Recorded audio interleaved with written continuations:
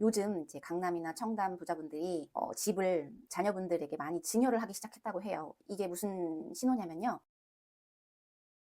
엊그제 한국은행에서 기준금리를 2년 4개월 만에 %대로 진입을 시켰죠. 0.25%를 내려서 2.75%의 기준금리가 되었어요. 근데 아직 은행에서 반영이 안 된 것 같은데 오늘이 2월 28일이고요. 오늘부터 우리은행에서는 가산금리 0.25%포인트 인하를 한다고 해요. 은행 금리 인하와 부동산이 어떤 관계가 있는지 한 5가지 정도 알려드리려고 합니다. 일단 첫 번째는 주택의 구매 수요가 증가할 거예요. 왜냐하면 금리가 인하되면 대출금리가 낮아지고 주택담보대출, 모기지에 이자가 줄어들게 됩니다. 이는 대출을 받아서 집을 사려는 사람들의 부담을 낮추게 되고 결과적으로 주택 구매 수요를 증가시키겠죠. 특히 기존의 대출 이자 부담 때문에 망설였던 실수요자들이 시장에 적극적으로 뛰어드는 경우가 많아질 거예요. 그리고 두 번째는 부동산의 가격 상승 가능성이 높아졌죠. 수요가 증가하면 자연스럽게 사는 사람이 많아지게 되면 부동산의 가격이 상승할 가능성이 크죠. 저금리로 인해서 대출을 활용한 투자자들도 증가하면서 시장의 유동성이 공급되고 인기 지역의 집값이 더욱 오르는 현상이 나타날 수 있습니다. 특히 서울이나 수도권 같이 인기 지역은 이 금리 인하의 효과가 더욱더 두드러지게 나타날 거고요. 그리고 세 번째는 임대 시장의 변화가 있을 거예요. 금리가 낮아지면 주택을 구입하려는 사람들이 늘어나면서 전세나 월세 시장의 수요가 다소 줄어들 가능성이 있습니다. 전세 수요가 줄어들면 전세 가격이 안정되거나 하락될 수 있고 반대로 월세 전환이 가속화될 수도 있어요. 하지만 금리 인하로 인해서 집주인들의 금융 비용 부담도 줄어들어서 임대료 상승의 압박이 완화될 가능성이 또 있습니다.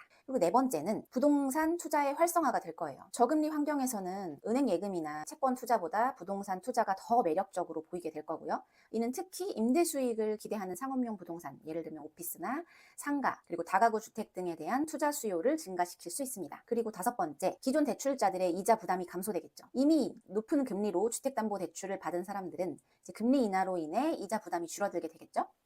이는 가계의 가처분 소득을 증가시켜 소비 여력을 높이고 추가적인 부동산 구매 여력을 높일 수도 있어요. 이렇게 부동산은 금리에 많은 영향을 받고 있는데요. 금리 인하는 부동산 시장에서 수요 증가, 가격 상승, 투자 활성화로 이어지는 경우가 굉장히 많습니다. 하지만 시장의 공급 상황, 정부의 대책, 예를 들어서 대출 규제나 세금 정책 등에 따라서 효과가 달라질 수도 있고요. 부동산 가격 금리 인하만으로 부동산 가격이 무조건 오른다고 단정을 짓기보다는 전체적인 시장 흐름을 함께 고려하시는 것이 좋아요. 부동산 시장에서 금리 변화를 주의 깊게 살펴보시면서 전략을 세우시는 게 중요할 것 같습니다. 그리고 또 하나 포인트는요. 제가 이제 아는 세무사분들이 많은데 요즘 이제 강남이나 청담 부자분들이 집을 자녀분들에게 많이 증여를 하기 시작했다고 해요. 이게 무슨 신호냐면요. 집값이 오를 거라는 신호예요.